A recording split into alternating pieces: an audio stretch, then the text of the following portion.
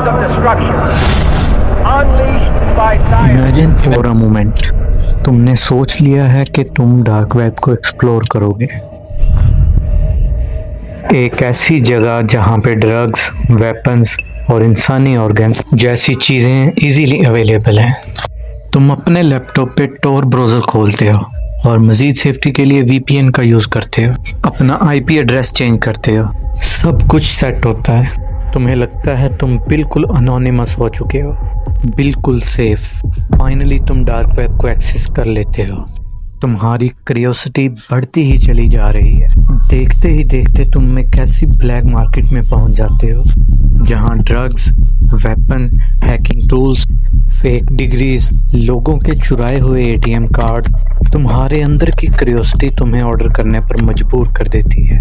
तुम अपना order place करते हो और ऐसी चीज़ें खरीदते हो जो तुम्हें कभी नहीं खरीदनी चाहिए थी। उसी वक्त तुम्हारा एक छोटा सा एक्शन तुम्हारी दुनिया बदल देता है। तुम अभी भी सोच रहे हो कि तुम बिल्कुल सेफ हो क्योंकि तुम टॉर ब्राउज़र का यूज़ कर रहे हो एंड टॉर के ऊपर तुमने एक VPN भी लगा के रखा है, लेकिन पर्दे के पीछे FBI, CIA या कोई और लॉ इन्फोर्समेंट एजेंसी तुम्हें देख रही होती है। तुम्हारी स्क्रीन पे क्लिक होता है और उन्हें तुम्हारी लोकेशन का पता चल जाता है, लेकिन तुम अब भी इस चीज़ से बेखबर हो और तुम अभी भी गलत फहमी में हो कि सब कुछ अंडर कंट्रोल है, मगर असल में तुम उनके जाल में फंस चुके हो। डार्क वेब के रिलेटेड ताकि आप इस काली दुनिया से बेखबर रहें। मैं कभी भी नहीं चाहूँगा कि आप लोग डार्क वेब को विज़िट करें। आज की इस वीडियो में हम बात करेंगे कि कैसे लॉ इन्फोर्समेंट एजेंसीज क्रिमिनल को डार्क वेब से कैसे पकड़ती हैं और क्या डार्क वेब विजिट करने से ही हमें कोई खतरा होता है या नहीं। आज की इस वीडियो में आप देखेंगे अंडर कवर ऑपरेशन। किसी भी क्रिमिनल को पकड़ने के लिए जो मेथड यूज़ किया जाता है वो है under cover operation. So basically under cover operation का मतलब ये होता है कि खुद क्रिमिनल बन के दूसरे क्रिमिनल को पकड़ना, बिल्कुल किसी एजेंट की तरह जो क्रिमिनल से हाथ मिलाते हैं, उनके ग्रुप्स को ज्वाइन करते हैं।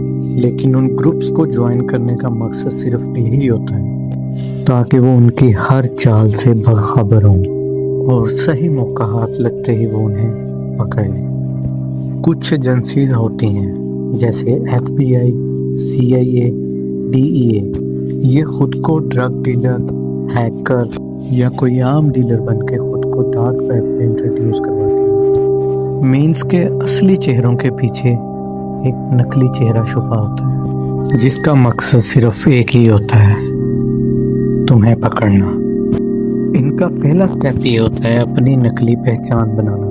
अंडरकवर एजेंट्स अपनी खुद की फेक आइडेंटिटी क्रिएट करते हैं।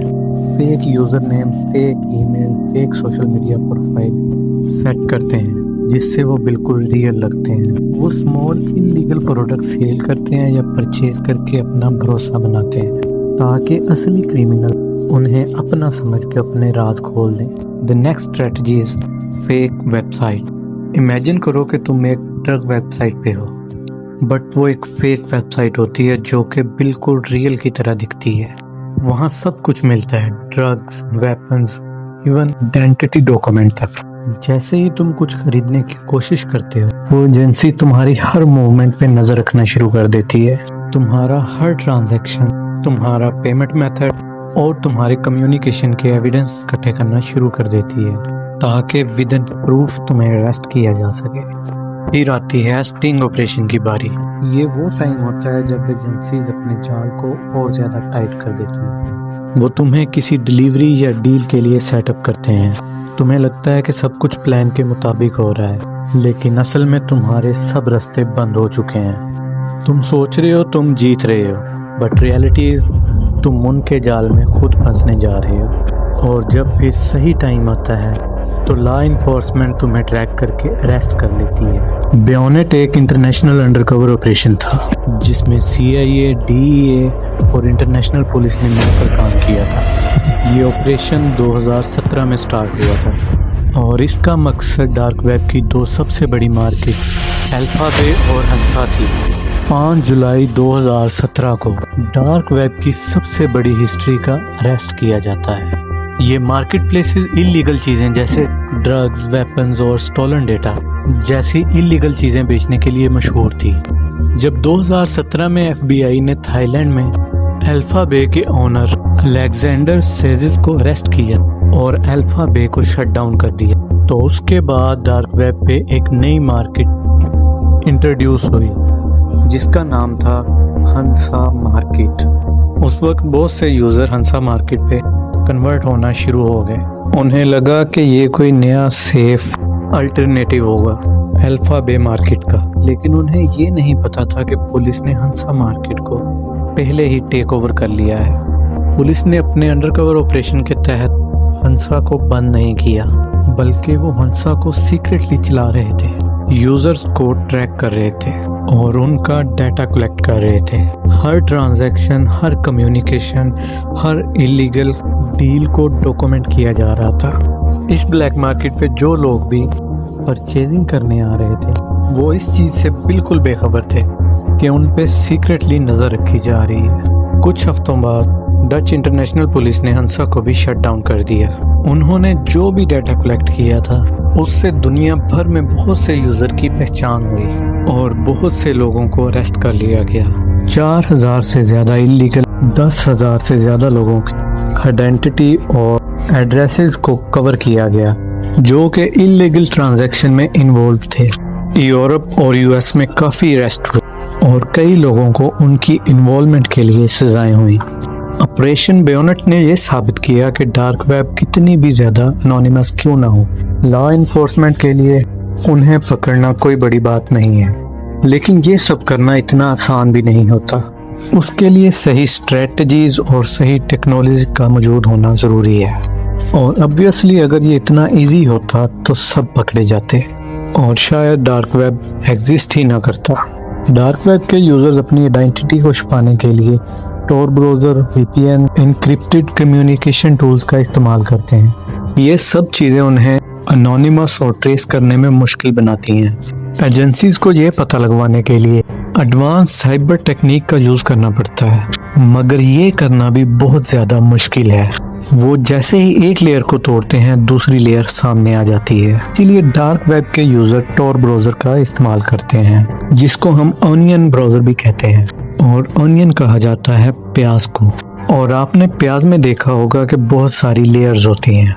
इसी तरह डार्क वेब में भी बहुत सी लेयर्स होती हैं।